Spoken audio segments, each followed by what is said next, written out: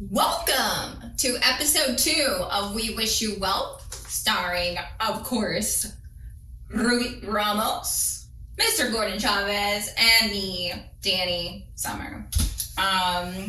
We are excited today because it is September, which means it is Life Insurance Awareness Month. And we have a lot of information that we want to provide to y'all because we know life insurance is not a topic that is necessarily spoken about often.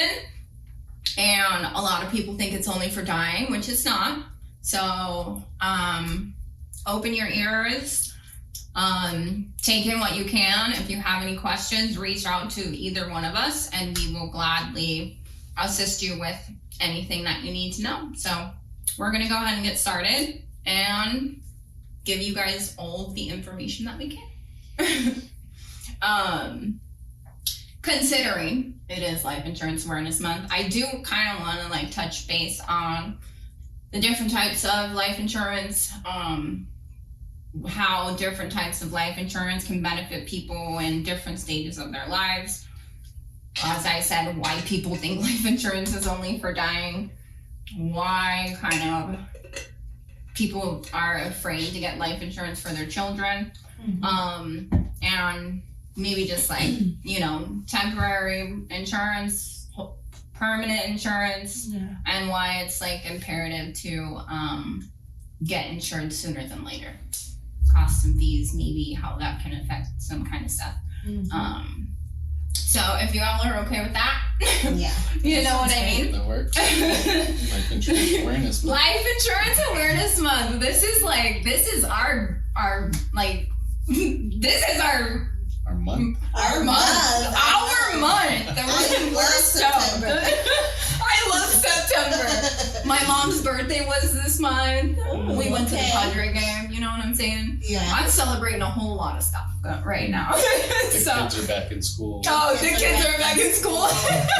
You're like, thank God for that. Finally. Yeah. Otherwise, they'd be running around here. You'd see them right past the camera. Yeah. So I think that in our first episode, we discussed, how we got into life insurance, what we like about it, what we don't like about it. So if y'all want to reflect on episode 1, it's available to you. There are mostly, let's say, 2 different types of life insurance, term and term. You know what I mean? What do you guys understand about the differences between them, and how can either one of them maybe be beneficial to different people? Because the types of life insurance that we offer is different for everybody. It all depends on the client. So, depending on what you're trying to achieve is what we want to help you with. Who would you recommend necessarily a term policy to? Me? Yeah. Either. For me, it would be probably people that want to have some coverage and have family or even single mothers who don't necessarily have the income. That they're not financially in a place where they're able to have money to put aside and things like that. They're probably bettering themselves, but it is important to have coverage, especially if you're the one bringing the breadwinner, Yeah, it's more cost effective. It's more cost effective, and it gives you the ability to protect yourself, protect your children, your family, and also be able to make those minimum premium payments monthly. Right. Yeah, just to have the policy in place and know that you have that sense of security. Yeah. That's good. Yeah. I love it. And this is why we kind of want to emphasize the fact that life insurance really is for everyone, and it's not it's not as expensive as you think it is. That's what we're here for.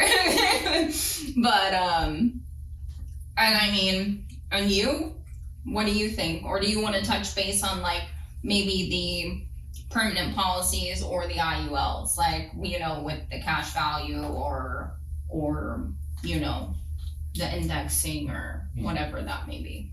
No, I think Ruby was right on point that, you know, term works really well when you're talking about a budget. Right. When you're talking about a younger family that wants to protect their family, Mhm. obviously you want to get coverage for the breadwinner. You don't want to lose your home. You don't want to be, you know, stuck in a hard place after death in the family. That's like the hardest thing. And then to get, you know, finalize all of that and then get back up on your feet, that's even harder if you lost your breadwinner. And so so term it serves its purpose. It's for that, and that's what it's meant for. And just to be clear, for those that may not know, term does terminate after a period of time. Right. So one of the features that you may consider looking for is a conversion and being able to convert that term into a permanent policy in the future. Yeah. Like Ruud said, you know, sometimes at the beginning, you know, you need something that's budget friendly. And then after that, as you become more financially stable, you're making a little bit more money, then you can maybe consider converting it to a permanent policy.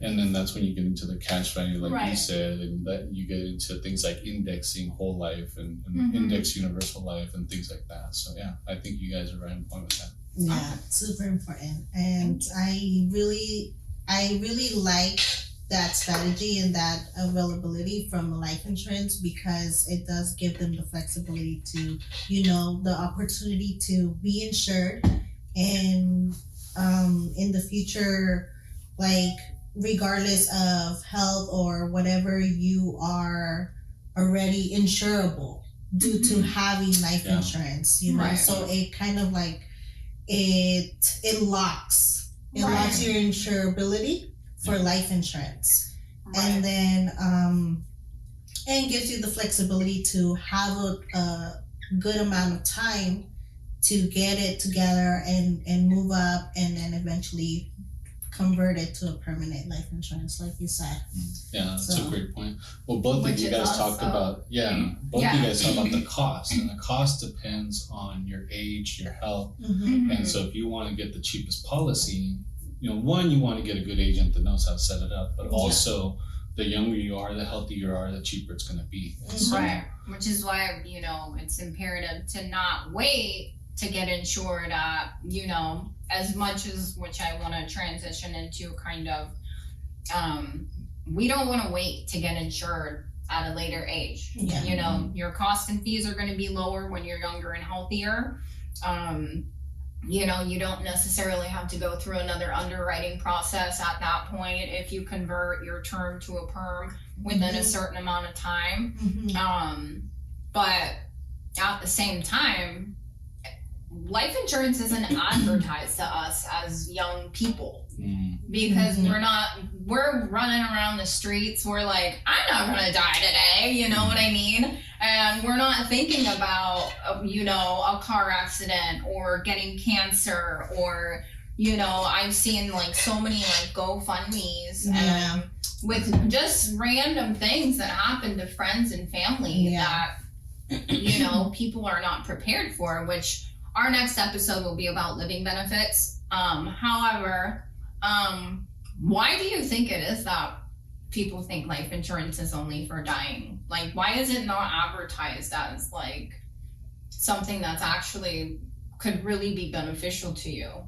And why are like more companies not promoting the, you know, the benefit of actually having a policy, even if it's $20 a month for you know, like why is that like such a thing? It's, I feel like it's just more advertised to like the elderly. Like why is it like that? But then when they advertise it to them, their premium's so much higher when they could have had it in place for so much longer. You know what I mean? And then they have all these health issues, and so like the insurability. Right. Yeah. But why? I just don't get it. Yeah, no, I think that when it comes to advertising and just general awareness that people have about life insurance in general, it's usually advertised, as you said, for older folks thinking about their last days, what they're gonna leave for their families, their loved ones. Right. Are they gonna be a burden? And then also it's also often advertised as, get the most amount of death benefit for the lowest amount of money.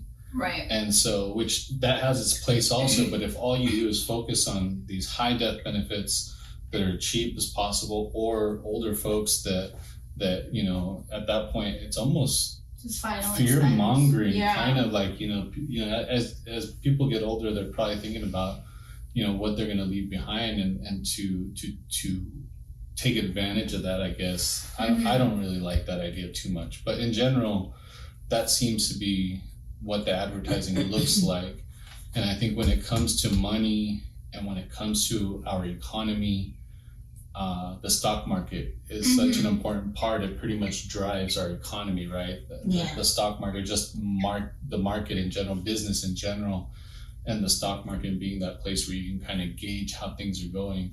And so with the stock market being such an important part of that, and life insurance kind of working outside of the stock market, that it's not going to get the right promotion, because the folks working within the stock market are going to promote what they do. They're going to promote the stock market, and so we need to all of it together. Right? Like we're on your team.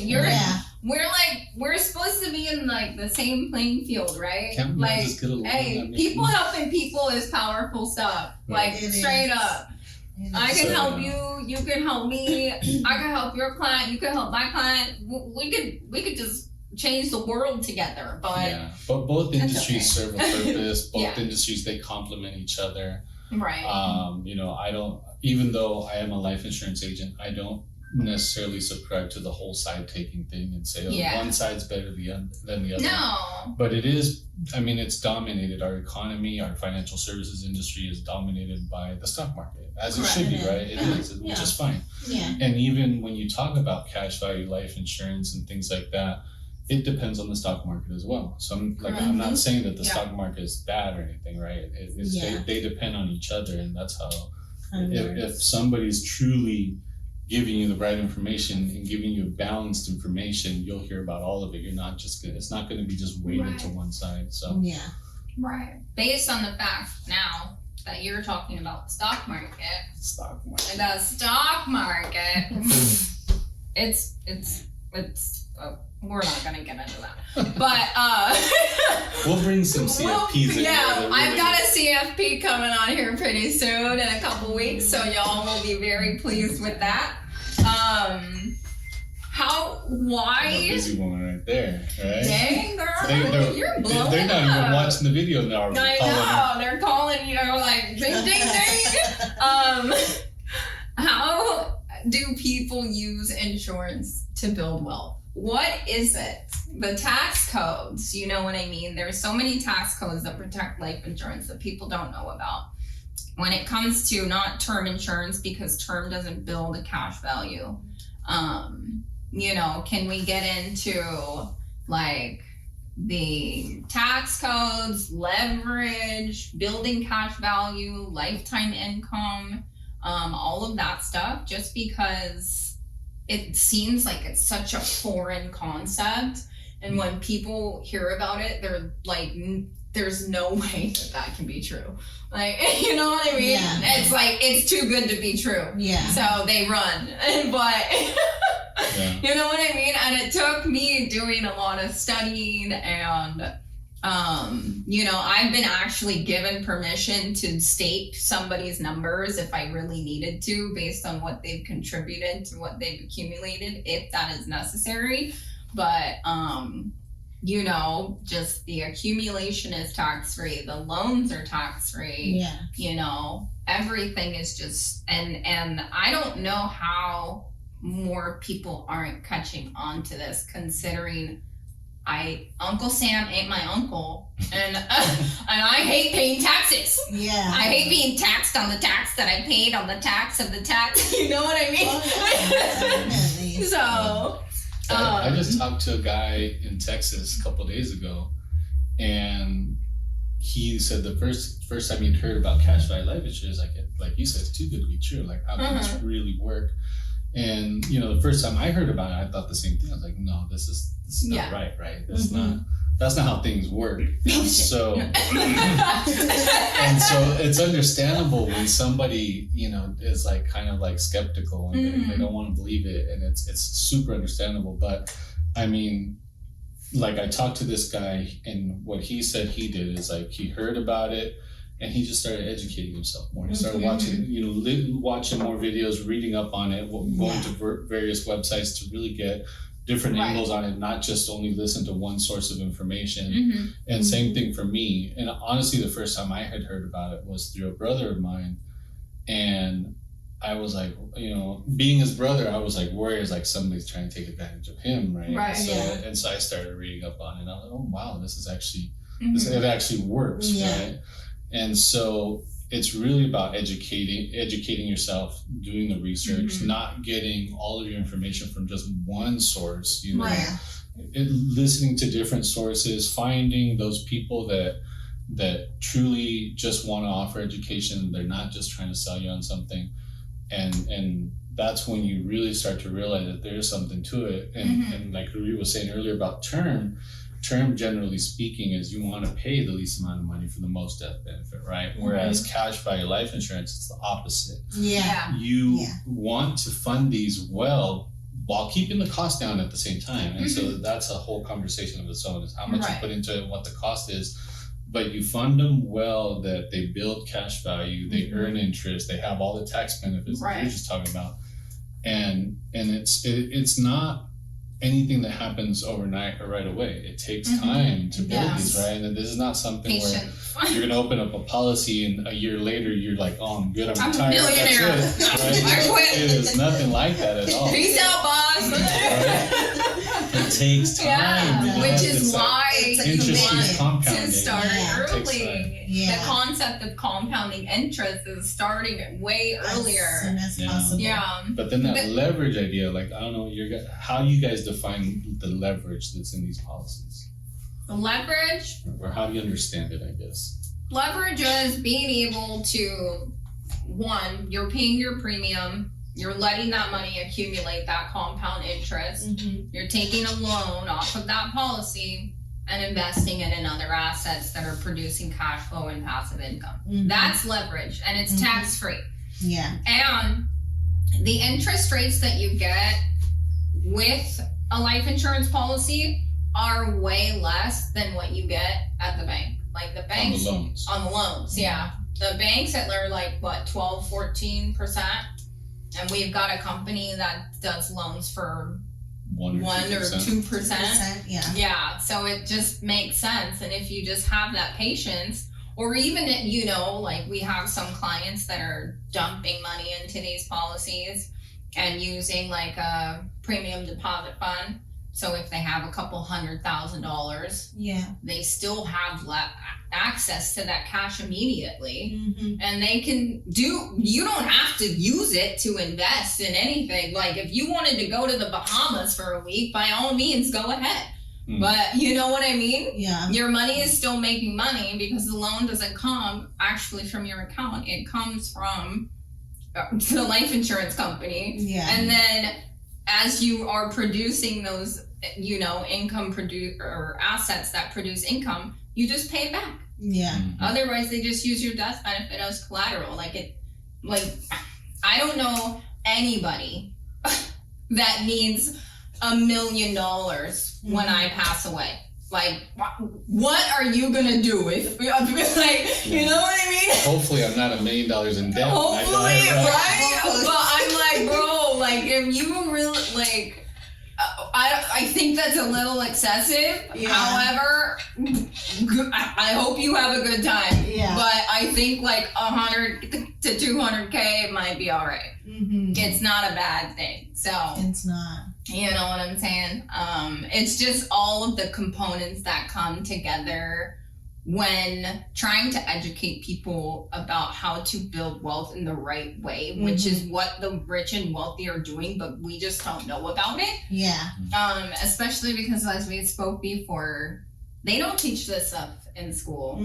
Obviously, they're not advertising it to us because they don't want us to know about it. Yeah. They, how to utilize debt as bad debt and good debt and get into debt so you can get rich, like kind of thing.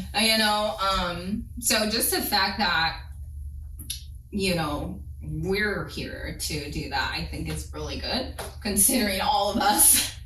I know I've been in debt. I think I might still be in debt. What time is it? And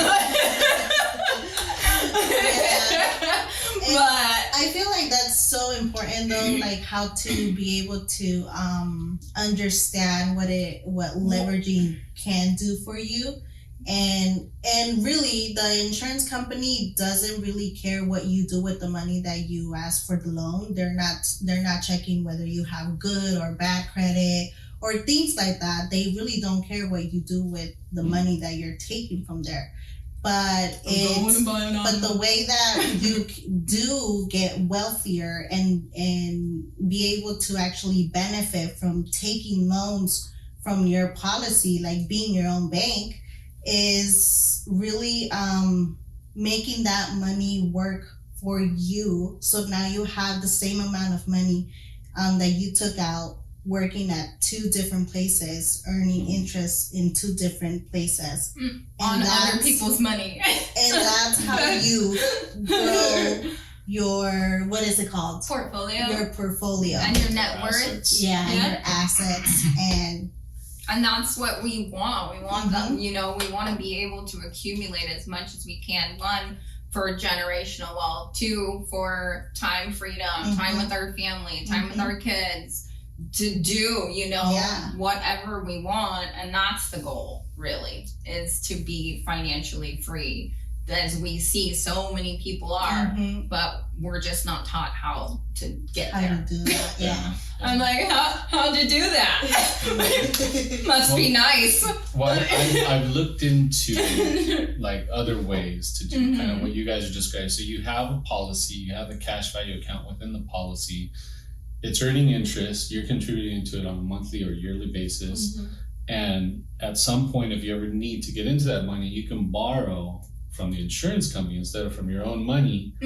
And as you said, there's no credit checks, there's no income requirements, there's none of that. It's just they're just going to give it to you because your money's already in the account anyway. Right. If they need it, they can get it, right? Yeah. And so they loan you their own money, and then you're able to leverage it, as you said, to do other things. Hopefully investments so you can earn interest twice, like you said, way. not just not borrow just to like, go get a Mercedes or something. I'm right? going to this. Right. Like you say, they don't care what you do, but it's beneficial to be able to use this as being able to expand in the right way. Yeah, an asset that actually earns. And Yeah. so you can actually do this, the same thing, with a brokerage account at like an investment firm. However, it's a traditional loan, whereas you're probably going to pay 6, 7, 8% for the loan. They're probably going to the approval process is kind of rigid from what I've heard. So there is an approval process, whereas there isn't in cash value life insurance. And so there's other ways to do that, but as far as I'm concerned, there really isn't a better way than through like cash value life insurance. As Danny said, you don't have to pay it back. As long as you stay on top of that interest and it doesn't get out of control, they're going to take the money out of your death benefit at some point if you never pay it back, right? Yeah. But the idea is to pay it back. The idea is to borrow, invest somewhere else, and use the earnings to pay back what you borrowed, and therefore now you're developing two assets instead of one.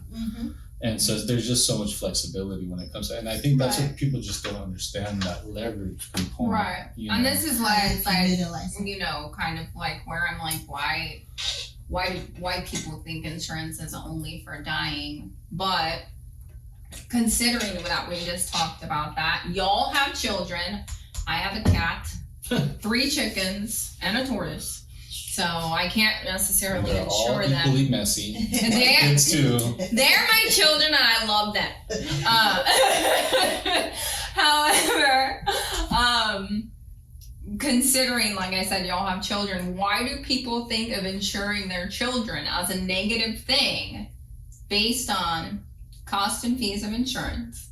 You could set your child up for college, set them up to invest in businesses. Why do you guys think that people see it as a negative way when it comes to insuring a baby or a young one, when if you do it properly, you could teach them how money works and they could start producing cash flow in a way that a lot of kids don't understand, and be very successful. If they want to start a business, go to college, whatever it is they want to do. Why? I just don't understand how.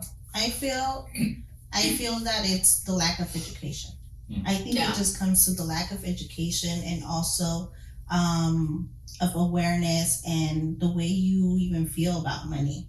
If you see money as a negative way, you're all like, you think, oh well, money can be bad for them, or why would I contribute so much money for them when I want them to work hard for it and not just leave them a whole bunch of money.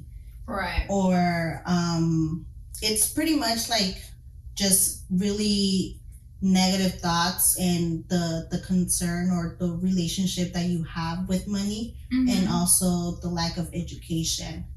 I think most people,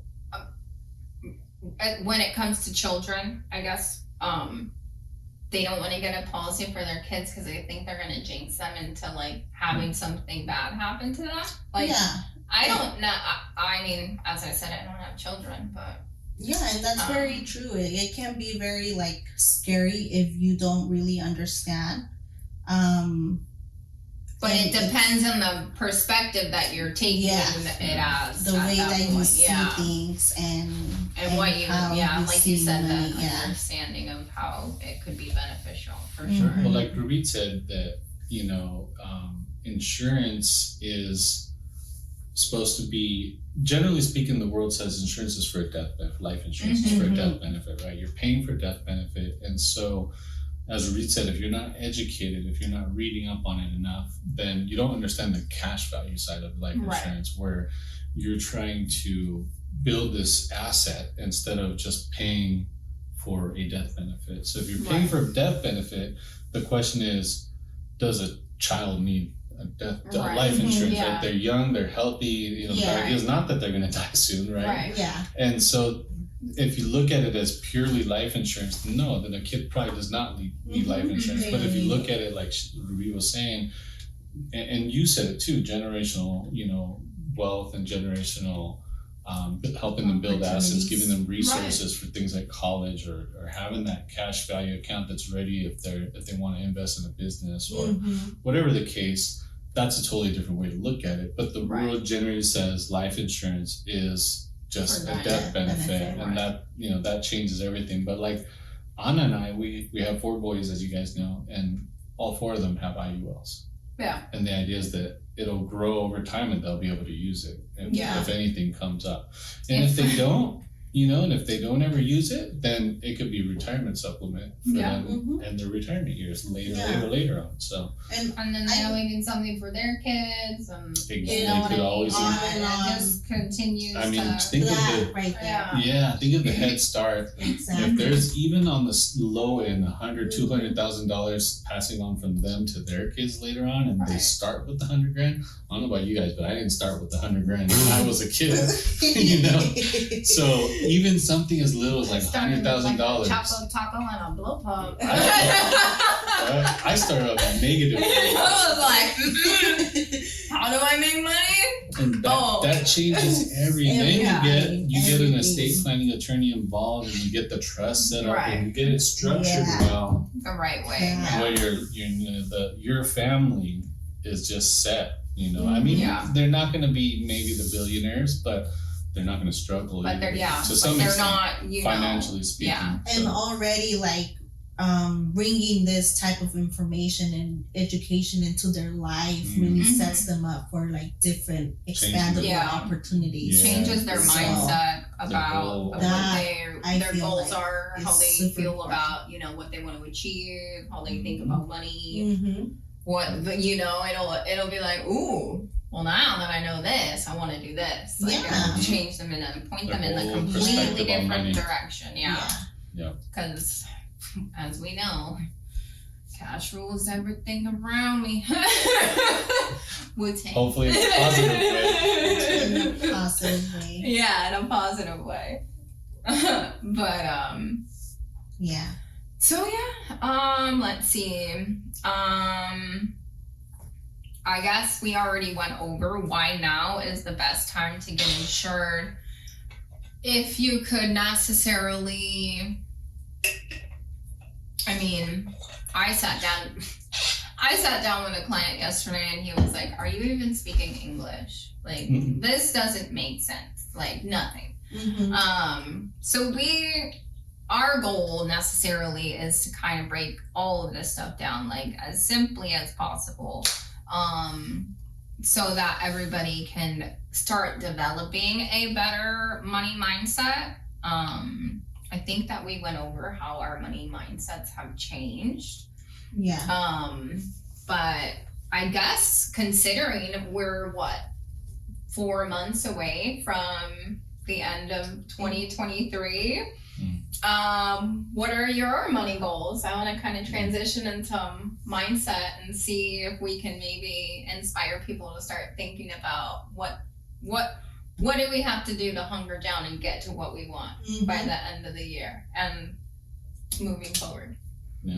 Good question. I caught you off guard. Wait, that's not in my notes. Hold on. Oh, sorry, my bad. No. I kind of just threw that It's a off great the question. hip. I don't know. I mean, if you like, I could even go on Google right now and just search like It's so Yahoo Finance or something like that, right? It's Google. funny because like money is such a sensitive subject It is. because a lot of people don't understand it. We're not taught about it. Or talk. We We don't talk really. about It's money like either. I'm We're broke. taught to avoid it. as a Yeah. matter of fact. To avoid talking. No, it's not Yeah, even we just talk like to avoid It's talking like, about don't it. Yeah, you're ask me like, money questions. Yeah. I'm like, I'm broke. You know? I'm rich. I mean, if you look at I'll take the check. You know what I mean? Yeah. Yeah, you know what I'm saying? So, like, why is it such an uncomfortable subject? Like, it's not that, you know, if we're doing this, we're, like, trying to make ourselves look better than someone. But, like, why are people so afraid to ask for advice, I guess is the question.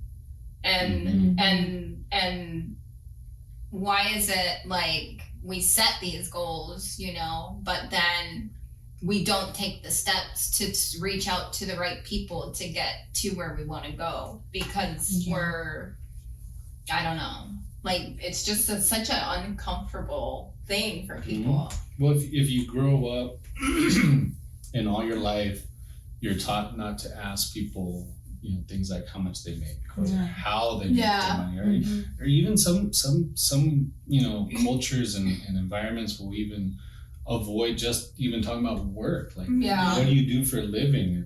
And so I think we attach a lot of self-worth to money, a lot of self-worth to the balance in our bank account, to the things that we own. I mean, you talk about the whole idea of keeping up with the Joneses, you know, and my neighbors, what kind of car do they drive, and is my car as good as their car? And it's all like you had the boat running right next door just a little while ago. But that's just like your ego. I need to get a boat. You know, you're comparing yourself, but like the amount of money that you have and like you know, your bank statement doesn't make you who you are. And at the same time, you were saying like it's hard to ask somebody how they're doing that. Honestly, all you have to do is walk up to someone with, if you want that Ferrari, say, what did you do to get this Ferrari? And I'm sure they'll tell you.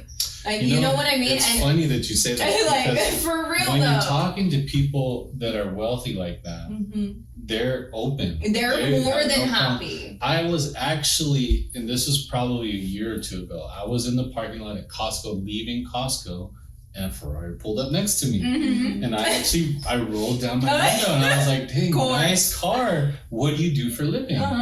And the guy's like, oh, I don't know if he still or if he sold it, but he owned a pharmaceutical device manufacturer that creates some Okay. kind of Yeah. devices or something. And he's like, yeah, and I'm pretty sure he said he sold it, and then he was in the process of starting a new business with what he made on that selling that business. But the openness of folks that are making decent money, it's They're there. You more just than- have to ask. They're you know? more than willing to share their knowledge anytime you ask. You Mhm. just have to have you just have to have the confidence to walk up to them and just say, hey, how'd you do it?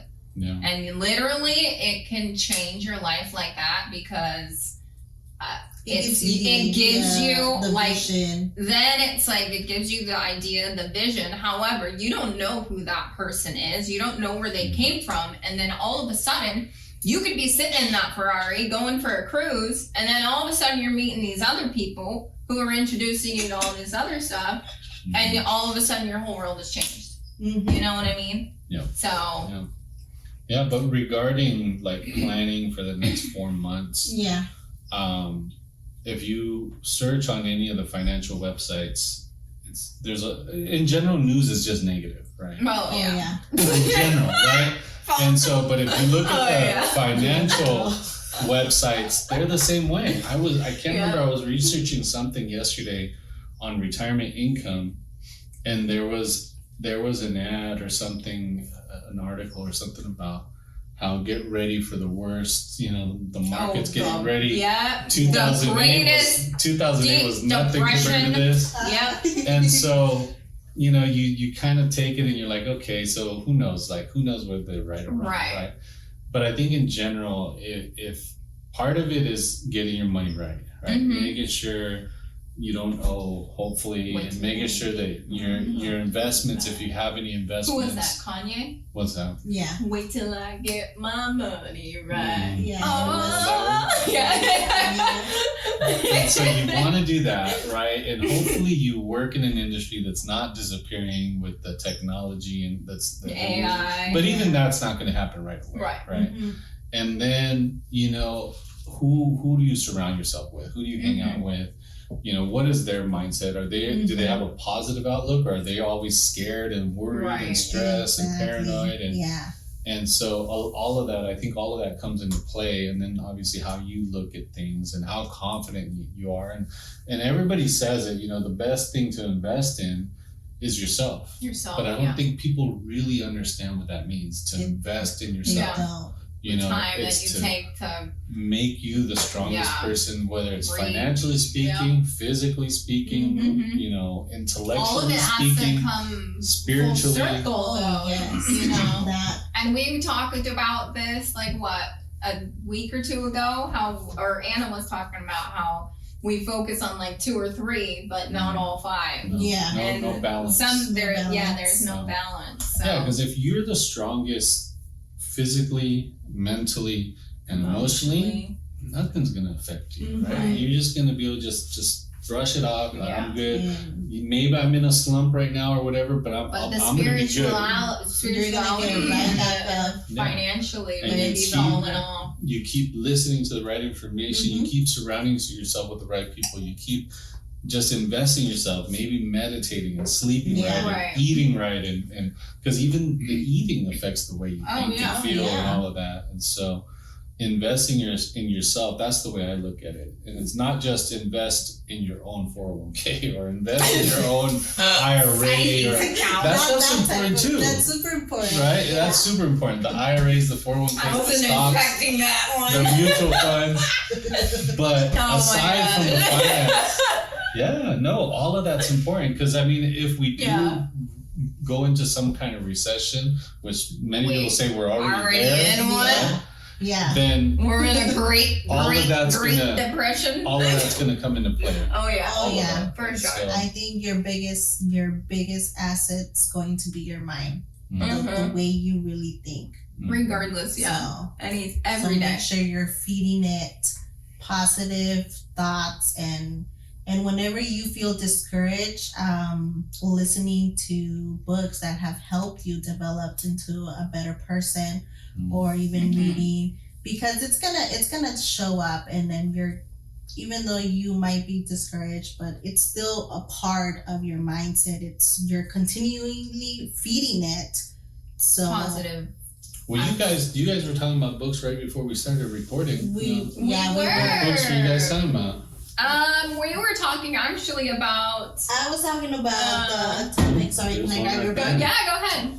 Just don't knock over my plants. No. I'm just kidding. This the Atomic Habits by James. So how much Clear. do they pay you for recommending this book? No. Nothing yet. It was a book of the mind. Yes, I love that. Yes, is the key word. Yeah.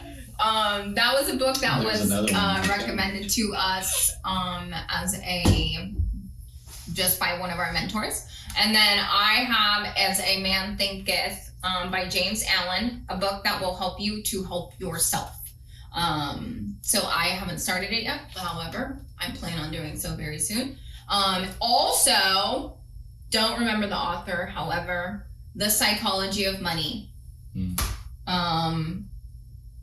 By somebody. I'll shoot it in the comments. Yeah. I'll put it in the comments, okay? Yeah. So it's Life Insurance Awareness Month. I think that we are going to be doing a discussion about living benefits. Not next Tuesday, the following Tuesday. Thursday. Thursday.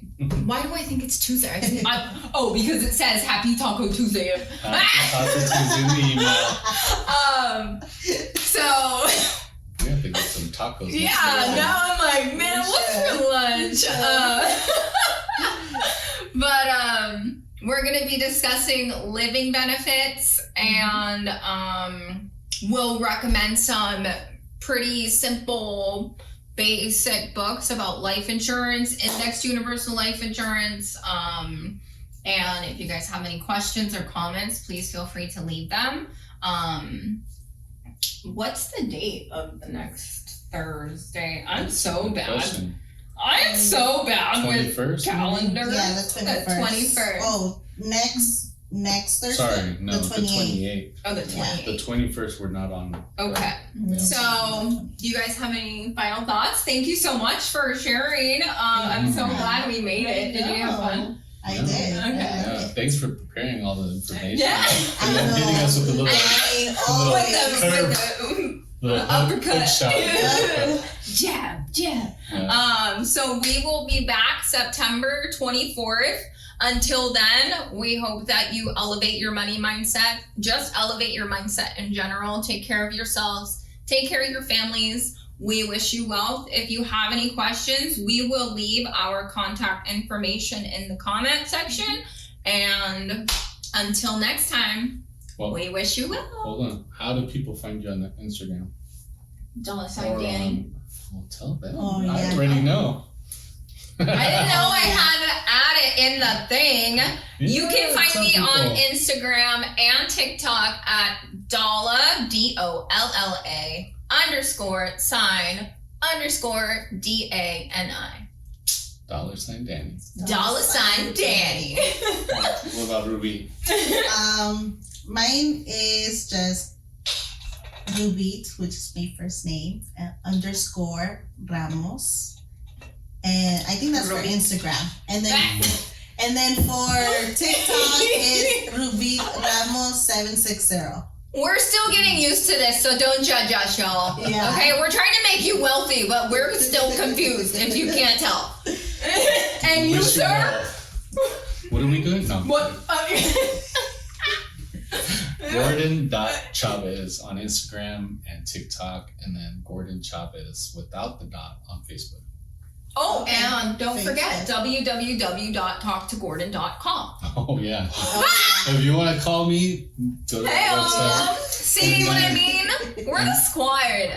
And then wewishyouwealth.com to find Yes, the YouTube because channel. that's what all we want for you. We want you to become wealthy. We want you to change your wealth mindset. And we are here for you 100%. Let us know whatever wealth tips or tricks that you need. And wealth goes beyond money. It's not just It's wealth in here too. And in here. We love you. See you next time. Bye. There you go. I love it. She likes the end part. Good job. like, the end is my favorite. Just scroll past all of it. Go to the last 30 seconds. We love you. Bye. Oh, it didn't